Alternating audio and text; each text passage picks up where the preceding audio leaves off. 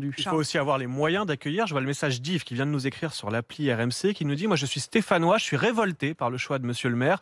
Notre ville connaît déjà beaucoup de misère, beaucoup de mendiants, d'insécurité, de pauvreté. Saint-Étienne n'a pas les moyens d'accueillir », nous écrit Yves. Vous savez, en 2015, encore une fois, de manière très organisée, j'ai décidé d'accueillir 25 Syriens, 25 réfugiés politiques dans une ville de 175 000 habitants, dans une métropole de 410 000 habitants.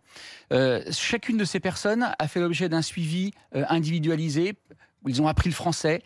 Ils sont restés environ 6 à 8 mois dans le logement qu'on a mis à disposition, puis ensuite ils sont partis dans une autre ville française, ils sont retournés dans leur pays. Certains ont ouvert des commerces à Saint-Étienne.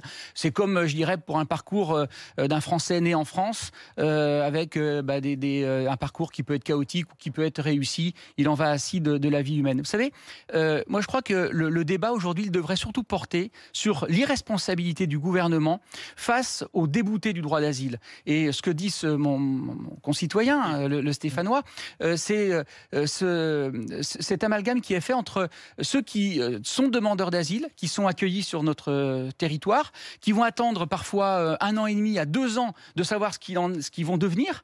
Finalement, ils sont déboutés du droit d'asile. Et aujourd'hui, en France, nous avons plusieurs centaines de milliers de personnes sans statut, sans droit ni titre, qui n'ont rien à faire sur le territoire. Et dans ce cas-là, il faut appliquer la loi, il faut les expulser de France, les renvoyer dans leur pays, ce qui nous permettra d'accueillir de manière beaucoup plus sereine et sans ces débats nauséabonds des personnes qui, elles, risquent leur vie en raison de leurs convictions, qu'elles soient politiques ou religieuses. Gaël Perdriau, je voudrais qu'on puisse accueillir Mokrane qui nous a appelé au 32-16. Il est dans le Lot-et-Garonne. Bonjour Mokrane. Bonjour Apolline.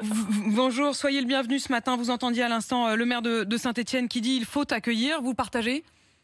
Oui, moi je partage tout à fait ce que dit monsieur le maire de Saint-Étienne.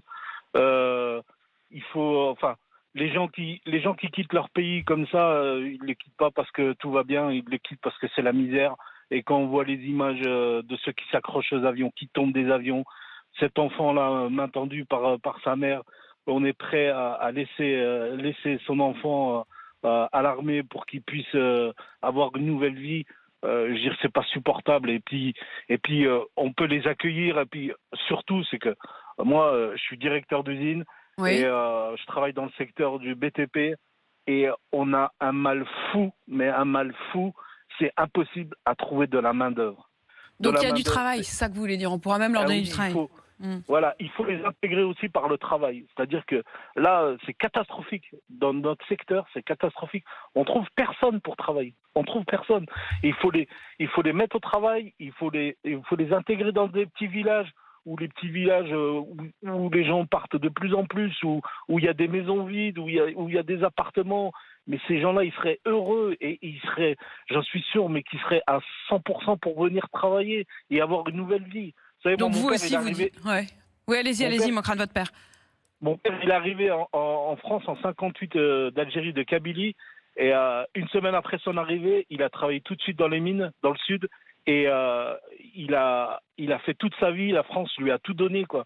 Et il lui a donné l'éducation, un travail, la santé et une liberté. Et il faut qu'aujourd'hui, il faut qu'on puisse transmettre aussi ça à nos enfants et montrer que la France est un grand pays. Et c'est un pays de liberté, de démocratie. Accueillir à notre tour et partager cette liberté, cette démocratie. Merci pour ce cri du cœur, Mokrane. Quand vous entendez Mokrane, Gaël Perdriau, est-ce qu'à Saint-Étienne, par exemple, il y a du boulot, il y a de la place ? Vous pouvez... On a un taux de chômage qui est dans la moyenne nationale et on a aujourd'hui à peu près 2000 offres d'emploi qui ne sont pas pourvues. Il a raison de le rappeler. Vous savez, j'estime que c'est de ma responsabilité d'homme politique, j'ai envie de dire même d'homme. Mais c'est la responsabilité de la France, pas seulement. Emmanuel Macron va prendre la présidence de l'Europe au 1er janvier prochain. Moi, je suis abasourdi du silence de l'Europe et de la voix de la France.